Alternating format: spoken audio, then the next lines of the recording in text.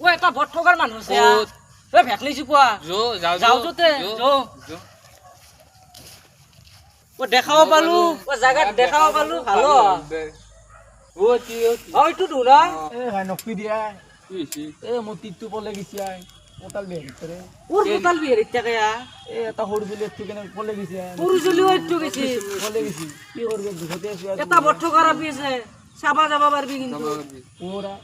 ও এটা বট ঠগারা পিয়েছে কিন্তু যাবি নাকি চাবা ও এ আমার গাঁৱতে কিন্তু 5,000 বলে গেছি